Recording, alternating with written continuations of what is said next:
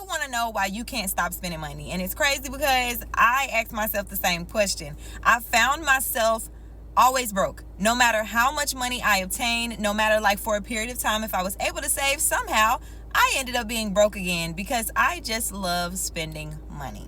But before we jump into it, make sure you guys like and please subscribe to my channel if you would like more spiritual advice and guidance. I want you to understand, to even ask yourself that question, like, wow, I've noticed, which you have a new awareness when it comes to your finances, which is really, really good. But I've noticed that I spend way too much money. I spend. And even if you're not spending a lot of money, some of us can say, well, I'm not spending money on expensive bags and I'm not spending money on trips, but we still have terrible spending habits. In order for you to be able to ask yourself that, I think you need to, give yourself a round of applause because you've unlocked a new awareness to your finances, which is really, really good. And you are in the season where God is trying to teach you about discipline, okay? And a lot of times, a lot of us are praying and asking for things, but we don't understand what has to come with those things. Like God is like, I just can't bless you with a career that's going to pay you this much. When it comes from God, it's not given to us and taken away. Like when it comes from God, it comes with longevity and it's not anything fast. So when God is blessing us with something, God is going to bless us with the knowledge and ability to keep it. When it comes to money that a lot of us are praying for, a lot of us do not have financial discipline. A lot of us do not have money management skills. And you think it has to do with like you now? No, baby, we got to go back to childhood. We got to go back to like what our childhood was like. So I grew up in a home where we weren't wealthy. We weren't middle class. I wouldn't consider us middle class. I feel like my mother and stepdad did the best that they could for us. And even my father was middle class, my real dad. And I had to watch him provide that life for his wife and his my half siblings, but we lived lower than that. There were even Christmases where like the older siblings had to skip out on it because our parents didn't want to deprive the younger siblings of experiencing Christmas at such a young age. They didn't want to tell them that they didn't have anything for them, so they didn't have enough money to provide Christmas for all of us. I remember growing up wishing that I was an only child. And this is a harsh truth. There were 5 of us in the home. And then my stepdad had other kids as well. But I remember just wishing I was an only child.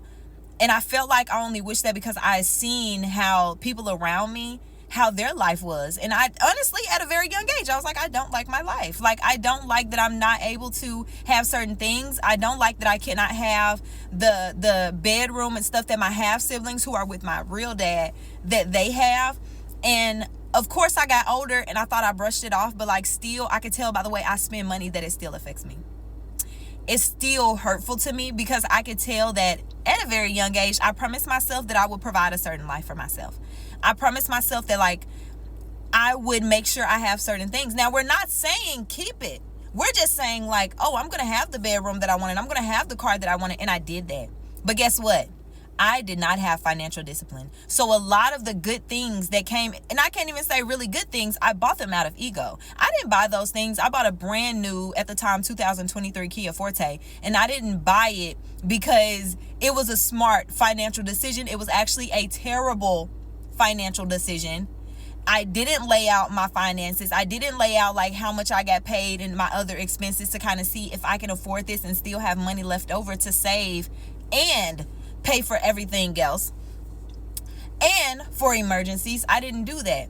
But I was so focused on providing myself with a life that my parents couldn't give me. And I didn't blame my parents for it. But in my mind, I just made a promise to that younger version of me that was like, hey, we gonna get it. And so I made egotistical decisions. And even people who come from money, there are people in certain households. I know somebody, they were telling me that their mother taught them when emotions arise and they get uncomfortable with certain things in life to just go spend money. Like what we call retail therapy is actually not like that. Is sickening. So there are some people who actually don't know how to deal with their emotions. And instead of talking about it, they run to retail therapy. They run to spending. And so now these type of people who actually grew up with money inside the home, they have terrible spending habits because they don't know how to face their emotions. So there's always a reason. And so I'm encouraging you guys who are asking, like, why can't I stop spending money? What is my problem? What is the issue with that? Go back to your childhood and see what type of childhood that you had. See what your parents taught you or lack thereof. I wasn't taught financial discipline. I was taught how to survive. A lot of us came from households where we had a mother, a grandmother, whoever, who could cook a meal out of no meal. Like when I go open the refrigerator, I don't see no food, but somehow in an hour or two, my mama got a whole meal laid out. And that's how we learned how to survive. When we get a certain amount of money and it's just gone, it's because we're more comfortable surviving than being financially stable, because we don't know what that looks like. When we are in survival mode, like our parents grew up in survival mode with their finances. So that's what we watch. That's what we learn. And we're great at it. I'm going to tell you that we're great at it. But see, we're kind of using it wrong. You should actually be able to not spend money because you know that you're going to be okay because all of your needs are met. You should be able to save money and say no to fast food restaurants and no to shopping and no to spending recklessly, because there were times where you had little to nothing, but you still made it. And no, you're not in those same times, but those survival skills should teach you how to be financially stable instead of teaching you how to be financially irresponsible. We have had way too many times, I think, in certain communities where we don't have nothing. And you can tell when people say certain people act like they ain't never had nothing. Yes, because we've never had it. If you never had it, you wouldn't know how to treat it. If I never had a dog, I don't know what to do with a dog. I've never taken care of a dog or anything like that. If I get a dog, I'm not going to know what to do with it. And that goes for anything in your life. So before God takes you over to the kingdom and takes you to this position where you are able to have heaven on earth, God is like, the things that I am blessing you with, you have to know how to keep it.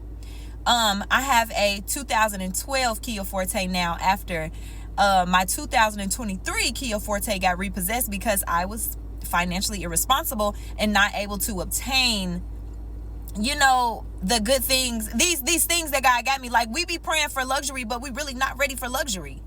To be financially stable is a luxury. To have money management skills, that is luxury. But we think that physical things provide us luxury instead of the discipline that it takes to have those things. The discipline, that's the luxury within you. That way, when anything comes into your life, you know exactly what to do with it. You know how to keep it, and you know how to keep that money rolling. A lot of us don't know that. We don't know that. But I am in my season now, which is why I wanted to share this message. There are a lot of things that I am asking for. But I said, oh my God, I don't know how to take care of it. I don't know how to keep money rotating. I don't know how to save money because I'm in such a rush to get right back to survival mode. I'm in such a rush to get right back to no money because I know how to operate better with no money than I do with a ton of money in my savings. I question that. I question the same thing. God, why am I spending so much money? Why can I not keep money? Why am I more comfortable having nothing? And one day I was real with myself. And on this spiritual journey, there's a lot of truths. And I love when they reveal themselves, but there's a lot of truths that you have to look in the mirror and tell yourself. And one of them for me was, I don't like having money. Having money kind of scares me. I seen one woman say how she had $32,000, and I think she said in a couple of months it was gone. God blessed her with $32,000, and it made her realize that she had this terrible fear of money. And a lot of us do. And I suggest you guys go back and look into your childhood and kind of ask yourself, why?